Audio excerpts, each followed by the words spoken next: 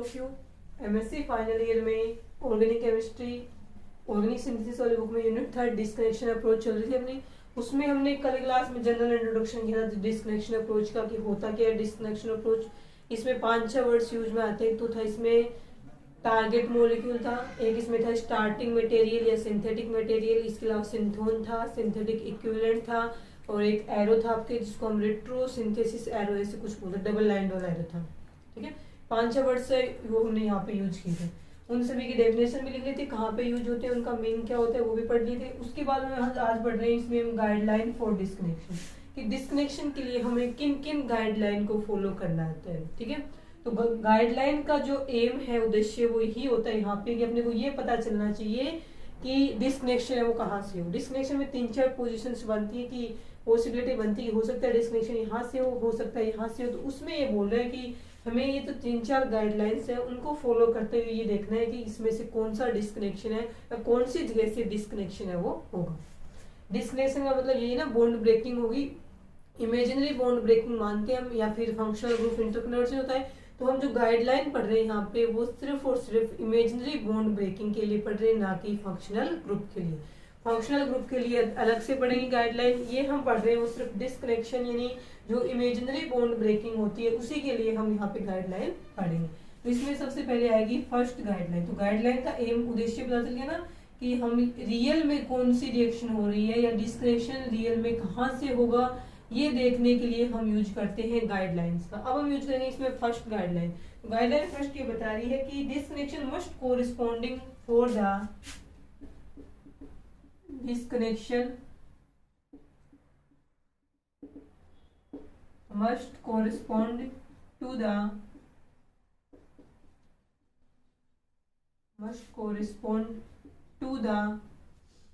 reverse of real and workable reaction। जो disconnection होता है ना वो एक रियल रिएक्शन जो हो रही है, रियल और वर्केबल रिएक्शन है जो एक्चुअल में होती है। उस रिएक्शन का रिवर्स ही क्या होता है, उस रिएक्शन का रिवर्स है वो डिस्कनेक्शन से रिलेटेड होता है, या डिस्कनेक्शन है वो किससे रिलेटेड होता है, कोरिस्पोंडिंग मतलब होता है संबंधित होता है, रिलेटेड होता है। तो डिस्कनेक्शन है वो रियल और वर्केबल रिएक्शंस के का रिवर्स होता है, उससे संबंधित होता है। अब हम इसके एग्जांपल्स पढ़ते हैं, डिस्कनेक्शन कहाँ से करवाना है। तो इसके हम एग्जांपल्स पढ़ते हैं फर्स्ट गाइडलाइन के अकॉर्डिंग। एग्जांपल्स हम लेते हैं यहाँ पे 2,4-D का। ठीक है, 2,4-D का जो एग्जांपल्स है वो रहेगा आपके इस प्रकार से। ये है, इस साइड में Cl है, इस साइड में ये है, इस साइड में ऑक्सीजन है, और ये क्या है COH। दो पॉसिबिलिटी बनती है इसके अंदर कि हो सकता है डिस्कनेक्शन यहाँ से हो सकता है डिस्कनेक्शन यहाँ से हो। दो पॉसिबिलिटी बनी, देखो दो प्रकार के कंपाउंड्स बनेंगे। एक तो ये बनता है डिस्कनेक्शन हो सकता है यहाँ से हो, दूसरा ये बनता है डिस्कनेक्शन हो सकता है इस वाले बॉन्ड का हो। तो ए वाले से कौन सा बनेगा यहाँ लिखेंगे, बी वाले डिस्कनेक्शन होने से प्रोडक्ट जो बनेंगे यहाँ लिखेंगे। एक प्रकार से वो रेट्रोसिंथेटिक एरो लगाएंगे हम यहाँ पे। ठीक है, ये बोला यदि यहाँ से डिस्कनेक्शन होता है तो क्या बनता है, देखो तो यहाँ पे हम लिख देंगे कि डिस्कनेक्शन होने से यहाँ बनेगा Cl और ये Cl, और यहाँ पे ऑक्सीजन पे नेगेटिव चार्ज प्लस में COOH और यहाँ पे पॉजिटिव चार्ज। ठीक है, अब यदि यहाँ से डिस्कनेक्शन होता है तब भी इस पे नेगेटिव चार्ज और इस पे क्या आएगा पॉजिटिव चार्ज, तब ये ऐसे बनेंगे ऐसे, और ये Cl इस पे पॉजिटिव चार्ज प्लस में ऑक्सीजन पे नेगेटिव चार्ज, और ये ऐसे जुड़ा हुआ है इससे COH। ये वाला बॉन्ड है वो यहाँ पे बन जाता है। सॉरी, इसमें एक और है बीच में ऐसे है, ये वाला बॉन्ड ब्रेक करेंगे ना तब ऐसे बनेगा। हाँ, इसकी तो ऐसे ही बनेगा सेम है पॉजिटिव, इस वाले में क्या आएगा ऑक्सीजन, ये ऐसे आ जाएगा। ठीक है, ऐसे बनने हैं। अब इसमें बोला कि ये वाला होगा डिस्कनेक्शन या फिर ये वाला होगा। तो हमेशा याद रखना कि ऑक्सीजन प्रेजेंट हो ऐसे बेंजीन रिंग के आगे साइड में फेनिल रिंग या एरिल रिंग बोले, ये 2,4-D है, इसके जस्ट आगे ऐसे प्रेजेंट हो तो हमेशा ही जो एरिल वाली साइड से ना होकर ऑक्सीजन की जो दूसरी साइड होती है वहां से डिस्कनेक्शन होता है। इसलिए ये वाला डिस्कनेक्शन नहीं होगा क्योंकि ये तो एरिल की साइड में है और ये वाला एरिल से दूर है, इसलिए जो डिस्कनेक्शन है वो कौन सा होगा, ये वाला सही है और ये वाला गलत है। इसको भी देखें तो इसमें ऐसा कोई कंपाउंड नहीं है जिससे ये सिंथोन बने, यानी इस सिंथोन का सिंथेटिक इक्विवेलेंट पॉसिबल नहीं होता है। जबकि इन दोनों के सिंथेटिक इक्विवेलेंट पॉसिबल होते हैं। इसका तो कौन सा बन जाएगा सिंथेटिक इक्विवेलेंट, यहाँ पे H लगा देंगे तो वो बन जाएगा इसका। तो ये क्या है सिंथोन है, यहाँ पे डायरेक्ट हमने क्या बना रखे हैं सिंथोन्स बना रखे हैं। तो गाइडलाइन फर्स्ट यही बता रही है कि जितने भी ऐसे कंपाउंड्स होते हैं उन सभी कंपाउंड्स में डिस्कनेक्शन है वो ऑक्सीजन से एरिल वाले, ऑक्सीजन और एरिल जो रिंग है अपनी उसके बीच वाले बॉन्ड का नहीं होता, जबकि ऑक्सीजन से जो आगे वाला बॉन्ड होता है जो एरिल रिंग के दूसरी साइड में होता है हमेशा डिस्कनेक्शन उसका होगा, इस वाले का कभी नहीं होगा। इस कारण से ये वाला डिस्कनेक्शन सही है और ये वाला क्या रहेगा गलत रहेगा। तो इस वाले में 2,4-D किससे मिलके बनता है, तो इसके जो स्टार्टिंग मटेरियल है वो ये वाले रहेंगे, जो सप्लायर्स हैं जितने भी वो इसका फॉर्मेशन करते हैं वो इनका यूज करेंगे। ठीक है, इसीलिए ये माना जाता है कि जो अपने सप्लायर्स होते हैं मेडिकल्स वाले उनको ये पता होना चाहिए कि ये किससे बनता है। तो ये जो गाइडलाइन है ये फॉलो करने से पहले हमें एक रियल वर्केबल रिएक्शन पता होनी चाहिए, हमें पता होना चाहिए कि इनसे मिलकर के ये बनता है, तभी हम ये डिस्कनेक्शन करवा पाएंगे, वरना ये डिस्कनेक्शन पॉसिबल नहीं हो पाएगा। ठीक है, तो कोई भी डिस्कनेक्शन करवाएं, ठीक है, गाइडलाइन से करवाएं, उससे पहले हमें जो इसकी एक्चुअल जो रिएक्शन है वो हमें माइंड में रखनी है कि अपने को तो ये मिलना है, ये चाहिए और ये चाहिए, तो डिस्कनेक्शन कहाँ से करवाना पड़ेगा, यहाँ से करवाना पड़ेगा। ठीक है, अपने को पता ही नहीं चाहिए क्या, तो डिस्कनेक्शन कहीं से भी कराओ कोई फर्क नहीं पड़ता, लेकिन तो पहले से हमें क्या होना चाहिए माइंड में रखनी है कि इसकी रियल रिएक्शन कौन सी है। ये पता है हमने इस रिएक्शन में ये बनने तो अपने को पता है यहाँ से ये जो बॉन्ड ब्रेक होगा तभी ये बनेंगे, यहाँ से होने पे ये वाले नहीं बनेंगे। ठीक है, तो ये रहेगी इसकी फर्स्ट गाइडलाइन, याद रखना ऑक्सीजन से आगे वाला एरिल से अपोजिट साइड वाला जो बॉन्ड है हमेशा वो ब्रेक होगा, एरिल साइड वाला बॉन्ड है वो ब्रेक नहीं होता है। ये रहेगी इसकी फर्स्ट गाइडलाइन, देखें इसको।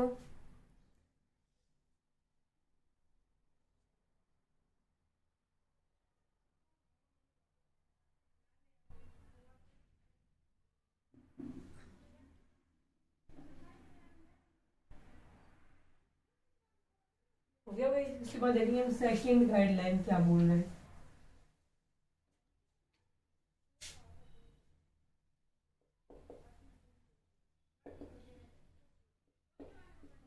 गाइडलाइन सेकंड, ठीक है, सेकंड गाइडलाइन वो बोली कि वे कंपाउंड्स जिनके अंदर दो पार्ट्स आपस में हेटेरो एटम से ज्वाइंट होते हैं उसमें disconnect next to the hetero atom, for compounds containing, पहले लिख लो फिर देखना इसका अर्थ क्या रहेगा, for compounds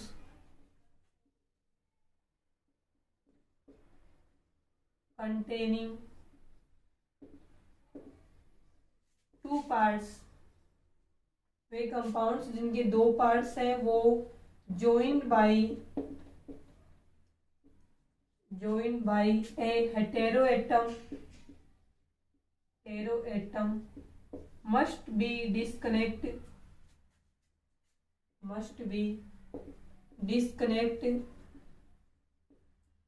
next to heteroatom।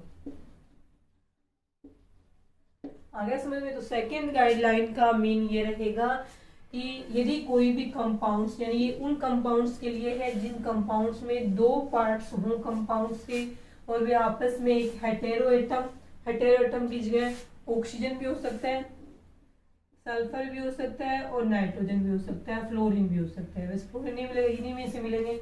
तो वे कंपाउंड्स जिनके दो पार्ट्स हों, दोनों पार्ट्स आपस में किसी भी एक हेटेरो एटम से आपस में ज्वाइंट होते हैं, जुड़े हुए होते हैं, तो उन कंपाउंड्स में डिस्कनेक्शन जो होगा वो हेटेरो एटम से नेक्स्ट पोजीशन पे होता है। ठीक है, एक प्रकार से वही है कि एरिल रिंग होती है ना दोनों पार्ट्स में, एरिल रिंग के जस्ट आगे वाला जो बॉन्ड्स होता है वो कभी ब्रेक नहीं होता, उससे आगे वाला होता है, हेटेरो एटम से आगे वाला मान लो। अब हम करते हैं इसके एग्जांपल्स। इस गाइडलाइन समझ में आ गई ना, तो डिस्कनेक्शन है वो नेक्स्ट टू हेटेरो एटम से आगे वाली पोजीशन पे होगा। अब इसके एग्जांपल्स में हम पढ़ते हैं क्लोरबेनसाइड पढ़ते हैं एग्जांपल। क्लोरबेनसाइन है एक इंसेक्टिसाइड्स होता है जो माइट्स वगैरह होते हैं ना उनके लिए रेजिस्टेंस के रूप में काम में लेते हैं। क्लोरबेनसाइड्स जो कीड़े मकोड़े होते हैं ना उनको मारने के लिए जो प्रतिरोधी वगैरह यूज करते हैं ना उसमें ये वाला होता है क्लोरबेनसाइड। हम देखते हैं इसका एग्जांपल स्ट्रक्चर देखते हैं किस प्रकार से होती है। यही है 2,4-D से कुछ तो मिलती जुलती है। ये ऐसे है, कर लेते हैं इसको, ये ऐसे है सल्फर,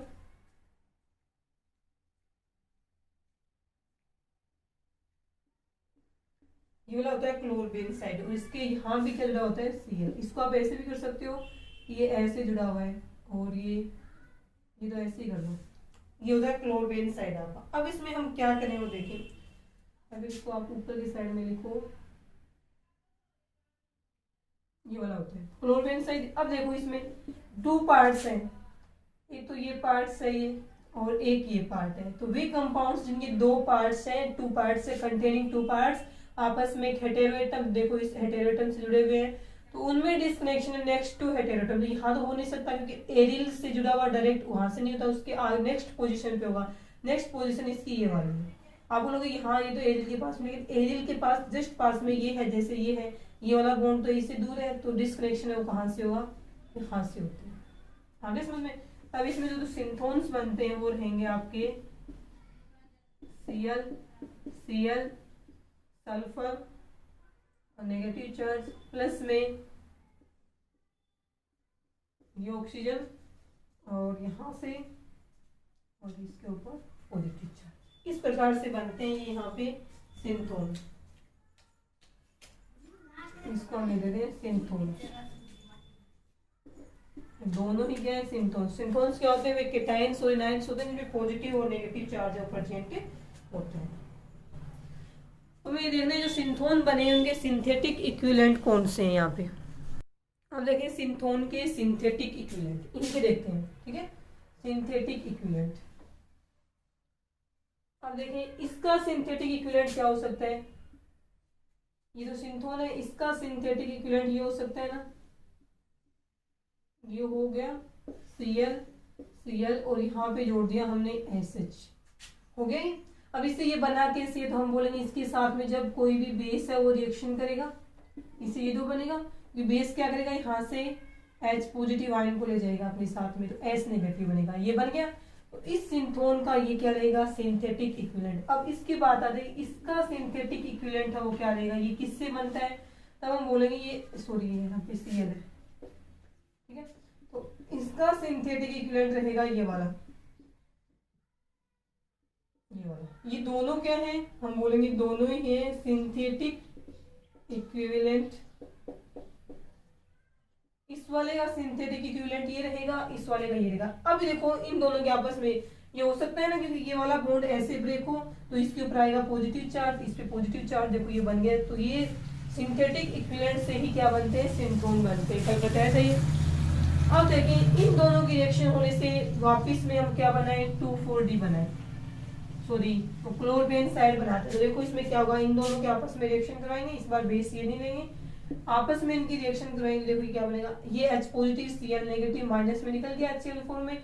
अब इस सल्फर नेगेटिव से जुड़ेगा ये वाला कार्बन पॉजिटिव, तब यहाँ पे क्या बनेगा, यहाँ पे बनेगा Cl, पहले इसको लिख लेते हैं Cl, यहाँ पे सल्फर नेगेटिव था, इसके साथ जुड़ेगा ये वाला कार्बन, या फिर इसको हम सीधा ऐसे भी लिख सकते हैं, ये भी क्या है, क्लोरबेंजाइड। वापिस डिस्कनेक्शन यहाँ से हो तो वापिस ये वाला है वो बन जाएगा। आगे समझ में। तो हमने सिंथोन के क्या देखे, सिंथेटिक इक्विवेलेंट है वो यहाँ पे देखे। जो भी इसमें सेकंड गाइडलाइन, इसमें सेकंड गाइडलाइन का एक एग्जांपल करते हैं।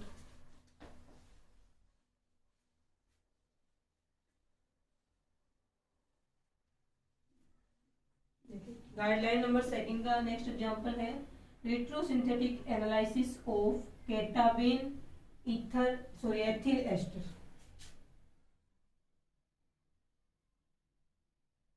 Retrosynthetic analysis of ketabin ethyl ester. Retrosynthetic analysis जो कर रहे हैं ना, डिस्टिलेशन करवा रहे हैं, उस प्रोसेस का नाम यही है, कल पढ़ा था हमने। तो देखें केटाबिन एथिल एस्टर क्या रहेगा,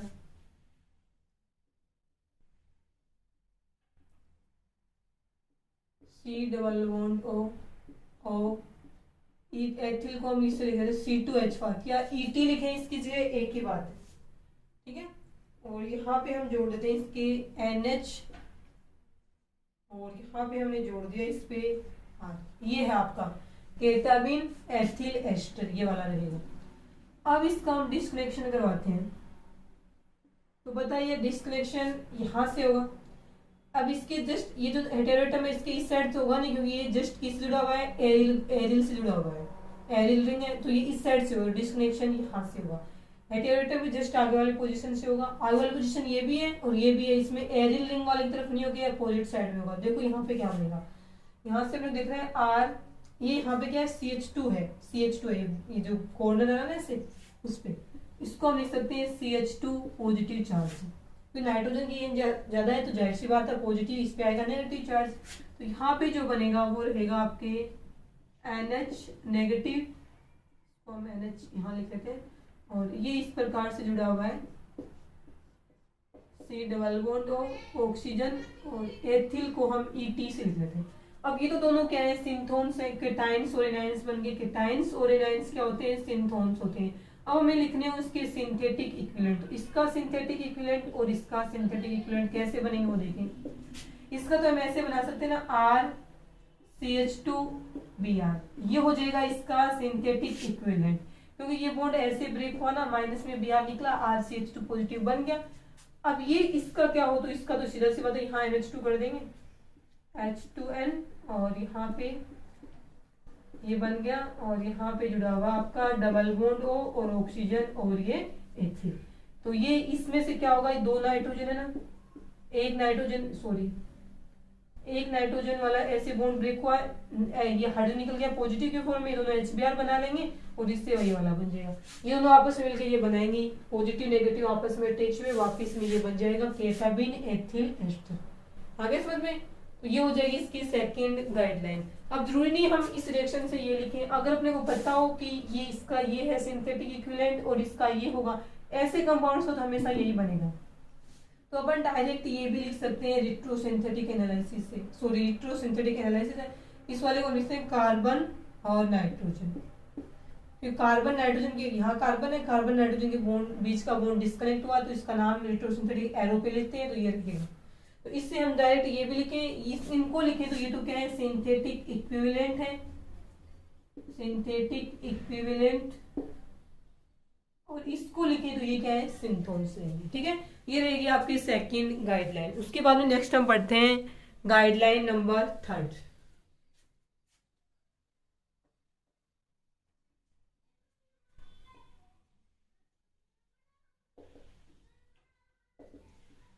गाइडलाइन नंबर 3, ठीक है।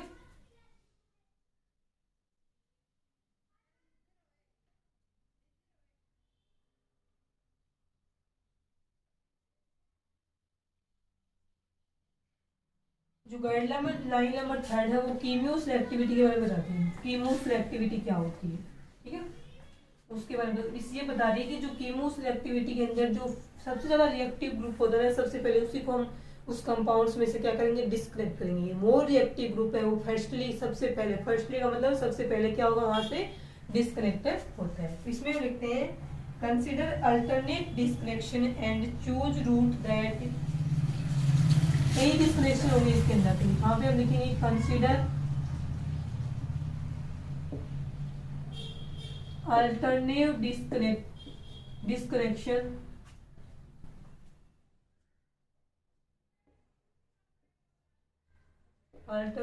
Disconnection for the choose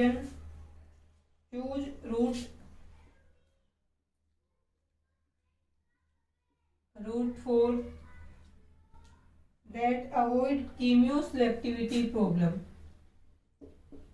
that avoid chemoselectivity problem. जो कीमोसेलेक्टिविटी क्या होती है ये भी पढ़ेंगे हम इसमें। कीमोसेलेक्टिविटी की प्रॉब्लम्स हैं उनको अवॉइड करने के लिए हम क्या करते हैं, अल्टरनेट डिस्कनेक्शन का मतलब एक के बाद एक डिस्कनेक्शन है वो करवाते हैं। This can be done by, ये जो प्रोसेस होती है ये वाली जो अल्टरनेट डिस्कनेक्शन वाली इसमें होते हैं, this can often done by more reactive group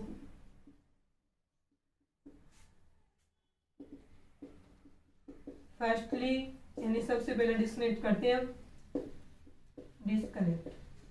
जो अधिक रिएक्टिविटी वाला ग्रुप होता है, मोर रिएक्टिव ग्रुप होता है, उसको हम सबसे पहले क्या करते हैं, इसमें डिस्कनेक्ट करते हैं। ठीक है, तो कंसीडर अल्टरनेट डिस्कनेक्शन, एक के बाद एक डिस्कनेक्शन करते हुए हम यहाँ पे कीमोसेलेक्टिविटी प्रॉब्लम को अवॉइड करने के लिए यहाँ पे हम एक के बाद एक डिस्कनेक्शन करवाते हैं। और ये किससे पॉसिबल होता है, तो हम बोलेंगे ये जो वर्क कर रहे हैं वो जो मोर रिएक्टिव ग्रुप होता है उसको सबसे पहले डिस्कनेक्ट करके हम अल्टरनेटिव डिस्कनेक्शन है वो करवाते हैं।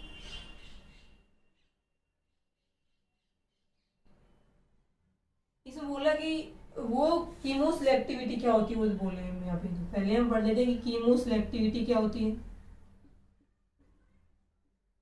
कीमोसेलेक्टिविटी का मतलब कि एक ऐसी रिएक्शन जिसमें बहुत सारे ग्रुप हैं जो डिस्कनेक्ट हो सकते हैं। उसमें से मान लीजिए हम सबसे पहले एक ग्रुप है जिसको हमने डिस्कनेक्ट करवा दिया, जो कि मोर रिएक्टिव ग्रुप है। उसके डिस्कनेक्ट करवाने के बाद जो बचे हुए अदर ग्रुप हैं उस टारगेट मॉलिक्यूल में, उन ग्रुप के ऊपर कोई भी प्रभाव नहीं पड़ रहा है, वो अल्टर नहीं हो रहे, प्रभावित नहीं हो रहे। तो ऐसी जो प्रोसेस है वो कीमोसेलेक्टिविटी कहलाती है। और ऐसे रिएक्शन को हम कीमोसेलेक्टिव रिएक्शन है वो कहेंगे। तो वे रिएक्शन जिसमें टारगेट मॉलिक्यूल्स में से मोर रिएक्टिव ग्रुप को हटाने पर या डिस्कनेक्ट करवाने के बाद उस कंपाउंड या टारगेट मॉलिक्यूल में बचे हुए जो अदर ग्रुप होते हैं, रिएक्टिंग ग्रुप होते हैं, जिनकी रिएक्टिविटी हटाए गए या डिस्कनेक्ट हुए ग्रुप से कम होती है, उनके ऊपर या उनकी रिएक्टिविटी पे उसका कोई फर्क नहीं पड़ता है, कोई इफेक्ट नहीं होता है, तब हम उस प्रोसेस को क्या बोलते हैं, कीमोसेलेक्टिविटी की प्रोसेस है वो कहेंगे। इसमें लिखेंगे ए reaction in which one functional group, A reaction Hindi में बताई थी, इंग्लिश रहेगी ए reaction in which A functional group within a molecule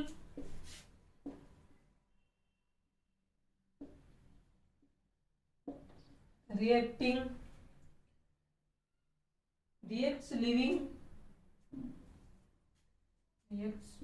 leaving other potentially functional group को एक चीज लिखी हूँ, पोटेंशियली फंक्शनल ग्रुप अनअल्टर्ड, अप्रभावित रहते हैं, अनअल्टर्ड कॉल्ड कीमोसेलेक्टिविटी। और this types reaction are called chemoselective. ये कीमोसेलेक्टिव रिएक्शन हो गई, कीमोसेलेक्टिव रिएक्शन। और ये जो प्रोसेस हुई है उसको हम क्या बोलते हैं, कीमोसेलेक्टिविटी कहते हैं। तो वह रिएक्शन जिसमें फंक्शनल ग्रुप जिसकी एक्टिविटी ज्यादा होती है वो उस कंपाउंड्स में से लिविंग का मतलब बाहर निकल गया, तो बचे हुए जो ग्रुप होते हैं फंक्शनल ग्रुप वो अप्रभावित रहते हैं। तो ऐसे रिएक्शन कीमोसेलेक्टिव रिएक्शन कहलाती है। और ये जो प्रोसेस हुई है एक रिएक्टिंग मॉलिक्यूल के बाहर निकलने की, एक रिएक्टिंग फंक्शनल ग्रुप के बाहर निकलने की, जिससे कि बचे हुए जो फंक्शनल ग्रुप है वो प्रभावित नहीं हुए हैं, अप्रभावित रह गए, अनअल्टर्ड का मतलब होता है अप्रभावित रह गए। तो ऐसी प्रोसेस क्या कहलाती है, कीमोसेलेक्टिविटी प्रोसेस है वो कहलाती है। अब हम पढ़ते हैं गाइडलाइन नंबर 3 का एक इंपॉर्टेंट एग्जांपल है। कीमोसेलेक्टिविटी डेफिनेशन है वो भी आ जाती है कई बार एक नंबर में।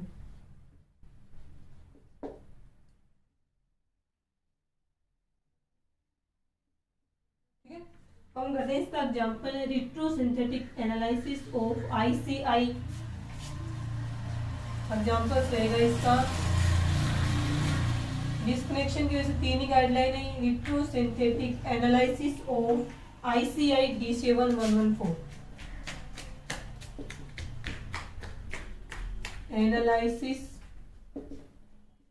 ऑफ ICI D7114 ये कंपाउंड्स है ICI D7114। इंटरमीडिएट है एक प्रकार से, कंपाउंड्स नहीं बोल के हम इसको क्या बोलते हैं, इंटरमीडिएट है ये।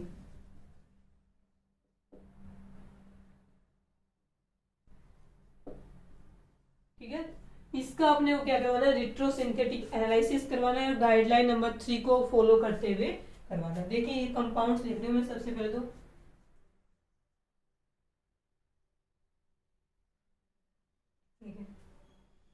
ऐसे है ये कंपाउंड्स, ऑक्सीजन, और ये लिख दिया पीएच का मतलब फेनिल है, यहाँ पे ऑक्सीजन है, नाइट्रोजन है, NH है, और यहाँ पे वापस जुड़ा हुआ है ये फेनिल ग्रुप जुड़ा हुआ है, ये वाला है, इसका नाम है ICI D7, एक और ये दो हैं, और इस बार में ये जुड़ा हुआ है, और ये ठीक है, आगे समझ में। अब इसका डिस्कनेक्शन कई प्रकार से हो सकता है, फिर अपने ये देखना इसमें से कौन से वाला बेस्ट है, कौन से वाला में करवाना है। आगे ये वाला कंपाउंड्स ये है, इंटरमीडिएट है, ICI D7 ये वाला रहेगा। अब इसका डिस्कनेक्शन करवाते हैं, फर्स्ट हम यहाँ से करवाते हैं। फर्स्ट हम मान रहे हैं कि ए मान के चल रहे हैं, ए का मतलब है कि डिस्कनेक्शन यहाँ से हो गया, ठीक है, थोड़ा सा गलत है, इसमें ऐसे होता है, जस्ट आगे वाले पे नहीं होता, ऐसे होता है।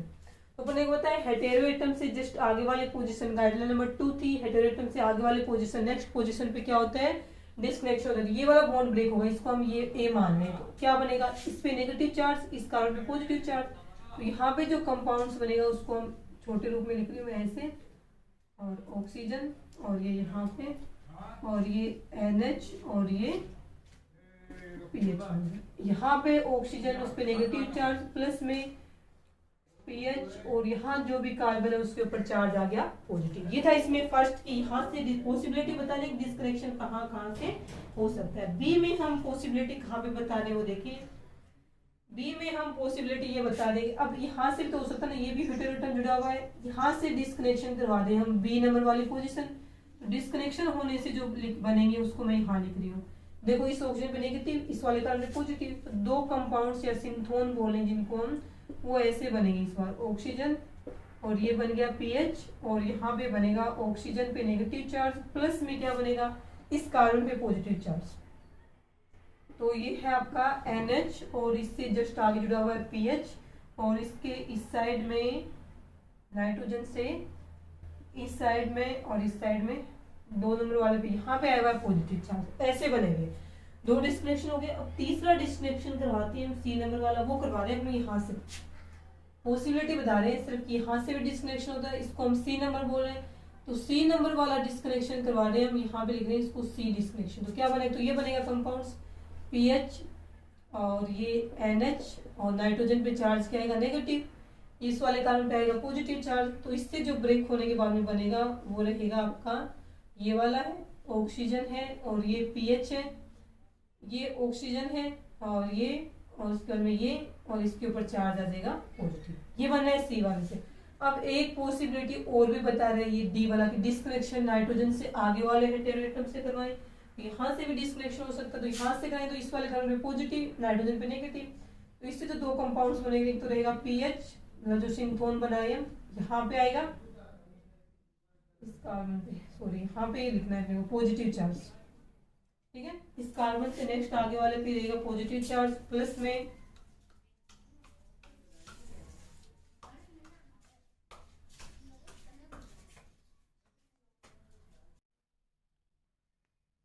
डी वाली पॉसिबिलिटी कौन सी बन थी, ये वाली जिसमें यहाँ से बॉन्ड ब्रेक और ये बन गया पॉजिटिव चार्ज इस पे, और इसमें नाइट्रोजन पे आएगा नेगेटिव चार्ज। यहाँ से लिखना स्टार्ट करें तो इसको नेगेटिव चार्ज, और ये ऑक्सीजन, और ये इसमें बेंजीन रिंग, ऑक्सीजन, और ये ऐसे बना हुआ पीच। तो 4 बन गए कि ABCD 4 बन रहे हैं। 4 में से कहाँ से डिस्कनेक्शन हो, अभी तो है नहीं कि किसी भी जगह से कराओ। स्टार्टिंग मटेरियल क्या है अपने को, तो वो ध्यान में होना चाहिए। वो मान लीजिए स्टार्टिंग मटेरियल ये है, तो ये वाले ही डिस्कनेक्शन होगा, ये वाले यहाँ से डिस्कनेक्शन नहीं हो सकता। तो इसलिए बोल रहे हैं कि कोई भी हम रिट्रोसिंथेटिक एनालिसिस करवाएं तो उससे पहले हमें उसकी रिएक्शन पता होनी चाहिए कि ओरिजिनल रिएक्शन ये है और ये बनने हैं अपने पास में, इन से मिलके ये बनाना है, तो उसको वापस ब्रेक करेंगे, डिस्कनेक्शन करवाएंगे तो वापस वही बनने चाहिए जो हमने स्टार्ट में लिए हैं। तो पहले से अपने माइंड में होना चाहिए कि इसकी रिएक्शन, जो रियल रिएक्शन है वो होती कौन सी है। अब उसके बेस पे हम देखेंगे कि इसमें C और D में से कौन से वाला, ABCD में से कौन सा डिस्कनेक्शन यहाँ पे सही रहेगा। तो ये बोला है जो फर्स्ट और सेकंड है A और B, उनमें क्या बने, एल्काइलेट्स बन रहे हैं आयंस के फॉर्म में। देखो ये ऑक्सीजन पे नेगेटिव चार्ज का मतलब एल्काइलेट, और एक ये वाला बन गया। फिर बोला ऐसे वाली पोजीशन नहीं बननी चाहिए इसमें, ठीक है। तो ना तो ये बनता है और ना ही ये वाला बनता है, क्योंकि ये दोनों बनते नहीं, ये इजीली बन ही नहीं पाते हैं। इस कारण से डिस्कनेक्शन ए और बी दोनों ही क्या है, पॉसिबल नहीं होते हैं। ठीक है, अपने यहाँ पे जो बने वाले एल्किलाइड फिनोल है वो क्या करते हैं, इसमें प्रॉब्लम्स, कीमियोसेलेक्टिविटी में प्रॉब्लम्स अराइज करते हैं दोनों इस कारण से। जिसमें एल्काइलाइड ए और बी डिस्कनेक्शन बनते हैं तो ये वाला यहाँ पे नहीं बनेगा। हो सकता है सी और डी वाला दोनों ही बन सकता है, उसमें से भी ये सी वाला जो डिस्कनेक्शन है उसको ये सबसे अच्छा बता रहा है। क्यों बता रहा है, अब ये सी वाले में से जो बने हैं इन दोनों का आगे फर्दर और करवा रहा है ये। ठीक है, इनका आगे फर्दर और डिस्कनेक्शन करा दो। ए और बी वाला तो अब एल्काइलेट आयन बनने के कारण से इसको तो मानना ही मत कि ऐसे वाला तो होता ही नहीं है। अब सी वाला डिस्कनेक्शन होने से जो बना है, ठीक है, अब इसकी बात कर रहा है कि ये आगे फर्दर और हो सकता है डिस्कनेक्ट यहाँ से, और मान सकते ना इसको कि इसके पॉजिटिव चार्ज, अब ऐसे था ना ये पॉजिटिव चार्ज, अब ये तो सर सिंथोन है ये। अब इसका अपन क्या बनाएंगे, सिंथेटिक इक्विवेलेंट बनाए। तो इसका सिंथेटिक इक्विवेलेंट कौन सा रहेगा, यहाँ पे हम Br जोड़ दें तो ये रहेगा Br, और यहाँ पे लिखते हैं हम इसका सिंथेटिक इक्विवेलेंट Br, और ऑक्सीजन, इससे आगे वाले भी Br ऐसे, ऑक्सीजन के बाद में जुड़ा हुआ है ये, और इसके साथ में जुड़ा हुआ है ऑक्सीजन और ये पीएच, ऐसे ये वाला है। इस सिंथोन का ये क्या है, सिंथेटिक इक्विवेलेंट है। अब इसमें भी आगे फर्दर डिस्कनेक्शन और हो सकते हैं। ठीक है, अपने तो स्टार्टिंग मटेरियल बनाने जो कि ए और बी वाले डिस्कनेक्शन से बनने वाले सिंथोन से स्टार्टिंग मटेरियल कभी नहीं बनेंगे इस वाले कंपाउंड्स के। अब इसका फर्दर डिस्कनेक्शन हम करवाते हैं, ई और एफ दो जगह से हो सकते हैं। ठीक है, हो सकता है इसका डिस्कनेक्शन यहाँ से हो सकता है इसका डिस्कनेक्शन यहाँ से हो। यहाँ से डिस्कनेक्शन करवा लेते हैं, पहले इसका यहाँ से करवाएं, इसको हम बोलते हैं बी तक हो गया ना, इसको ई मान लेते हैं, इसको एफ मान लेते हैं। तो ई वाली जगह से डिस्कनेक्शन करवाए तो वही एल्काइलेट्स बनेगा, यहाँ पे ई माने तो यहाँ पे क्या बनेगा, ऑक्सीजन, ये नेगेटिव चार्ज प्लस में पॉजिटिव चार्ज, और ये पीएच, और यहाँ पे बना हुआ ऑक्सीजन और ये Br। अब F वाली जगह से डिस्कनेक्शन करवाते हैं हम, तब क्या बनेगा, तब एक तो बनेगा ये Br, और ये बन गया इसके पॉजिटिव चार्ज, और यहाँ ऑक्सीजन पे नेगेटिव चार्ज, और इसके साथ में बन गया ये आपका ऑक्सीजन, और ये यहाँ पे जुड़ा हुआ है पीएच, ये बन गया। अब इसमें नेक्स्ट हम डिस्कनेक्शन और भी करवा सकते हैं, CO करवा लेंगे, इस CO वाले में करवाएं, यहाँ से करवाएं, इसको हम G नाम दे दें, तब ये क्या बनता है, ये बनेगा। इससे फर्दर डिस्कनेक्शन करने से ऑक्सीजन पे नेगेटिव चार्ज, यहाँ ऑक्सीजन पे नेगेटिव चार्ज प्लस में ये बना है यहाँ पे पीएच, और ये बन गया। ये वाला जो सिंथोन बना है ना, इसको इम्पोर्टेंट मानते हैं, ये वाला सिंथोन बना है तो इसमें क्या था, H जोड़े, ये सिंथोन है, इस सिंथोन का सिंथेटिक इक्विवेलेंट बनाएंगे तो दोनों जगह H ऐड कर देंगे तो क्या बनेगा, ये बन जाएगा, दो OH ग्रुप लगे। ये वाला हो सकता है इसमें सिंथोन की जगह यूज कर सकते हैं इसका, ये बोल रहा है यहाँ पे। ठीक है, तो देखो इस प्रकार का अब इसका हम वापिस सिंथेसिस करते हैं कि किससे बनता है। तो ये सिंथेसिस इस वाले से बनेगा, याद रखना, एक तो ये होना चाहिए और साथ में ये वाला ले लेते हैं। ठीक है, तो यहाँ पे जो कार्बन है उसके CH2 ग्रुप है, वहां पे ये लगा हुआ है, तो इन दोनों से मिलाकर के क्या बनाते हैं हम, वापिस ये वाला कंपाउंड्स बनाते हैं। ये वाला कंपाउंड यदि बन जाएगा इससे और इससे, क्योंकि इसमें C वाला डिस्कनेक्शन होने से जो C वाली चीज ये बना था उसका फर्दर डिस्कनेक्शन होने से लास्ट में ये बना है। इस सिंथोन का ये सिंथेटिक इक्विवेलेंट है, तो इसका और इसका यूज करके यदि हम वापिस ये कंपाउंड्स बना लें, इसका मतलब है डिस्कनेक्शन है वो C वाली पोजीशन से ही होता है। ठीक है, अब हम वापिस बनाते हैं इसका। ठीक है, इस बार रिट्रोसिंथेटिक एनालिसिस नहीं होगी, क्या होता है, सिंथेसिस नाम लिखेंगे इसका। रिट्रोसिंथेटिक तो डिस्कनेक्शन वाली प्रोसेस का नाम होता है, इस बार हम लिखेंगे इसका सिंथेसिस, डायरेक्ट सिंथेसिस करना है इसका। तो सबसे पहले हमने बोला वही लेंगे हम, C वाली जगह से डिस्कनेक्शन करवाने से जो बन रहा है ना, सेम वही लेंगे, OH और PH2 PCH2Cl से इसकी रिएक्शन करवाते हैं, फेनिल CH2 और Cl, क्योंकि ये किसका सिंथेटिक इक्विवेलेंट है, PH CH2 पॉजिटिव, इसका सिंथोन का ये सिंथेटिक इक्विवेलेंट है। इसकी रिएक्शन करें तो क्या होगा, देखो ये और ये ऐसे, इस CH2 पॉजिटिव इस ऑप्शन नेगेटिव जुड़ेगा, H positive Cl negative HCl के फॉर्म में बाहर निकल जाएंगे, तब यहाँ पे क्या बनेगा, Cl और ऑक्सीजन, और यहाँ से बन गया आपका, ये तो कंप्लीट बन गया इसका। उसके बाद में नेक्स्ट हमने इसमें से क्या निकाला था, एक और निकाला था, उसमें BrCH ऐसे था, मतलब इसकी रिएक्शन हम ऐसे करवा दें, एक तो ये Br है और एक यहाँ पे Br है, तो कोई भी एक जैसे हम यहाँ से निकाल लें, तो इसकी वजह से हम क्या निकालें, ये निकालें Cl नेगेटिव फॉर्म में, ठीक है, सॉरी यहाँ पे OH था, ये OH है। अब यदि इसको ऐसे निकालें H पॉजिटिव, इसको यहाँ से निकालें Br नेगेटिव माइनस में HBr, ये वाला कार्बन पॉजिटिव इस ऑक्सीजन नेगेटिव से जाके जुड़ेगा, तब क्या बनेगा यहाँ पे, ये ऐसे ऑक्सीजन, ये PH और यहाँ पे ये ऑक्सीजन, इस समय एक दो कार्बन जुड़ेंगे, तीसरा Br जुड़ा हुआ है, तो ये ऑक्सीजन और इसके साथ में ये जुड़ा हुआ है 2 1 2 और यहाँ पे जुड़ा हुआ है ये Br। उसके बाद में नेक्स्ट हम इसकी रिएक्शन करवाएंगे आगे। उसके बाद हम नेक्स्ट रिएक्शन करते हैं इसकी PH NH2 और CH2 से, PH और CH2 NH2 से रिएक्शन करवा दें। यहाँ से देखो H पॉजिटिव और Br नेगेटिव माइनस में HBr के फॉर्म में निकलेंगे, ये नाइट्रोजन नेगेटिव जुड़ेगा इस कार्बन पॉजिटिव से, ये बनेगा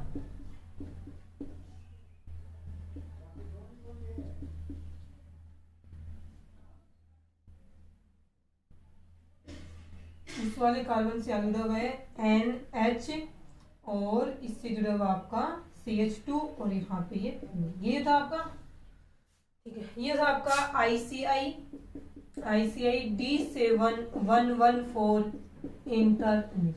इसका मतलब C वाले पोजीशन से डिस्कनेक्शन करवाने से जो स्टार्टिंग मटेरियल बना था ये और ये, इन दोनों की रिएक्शन करवाने से अपने लास्ट में ये बन रहा है। इसका मतलब डिस्कनेक्शन है वो C वाली पोजीशन जो हमने करवाया था, 5 थी 4 थी ABCD, इसमें C वाली पोजीशन से होता है, ठीक है।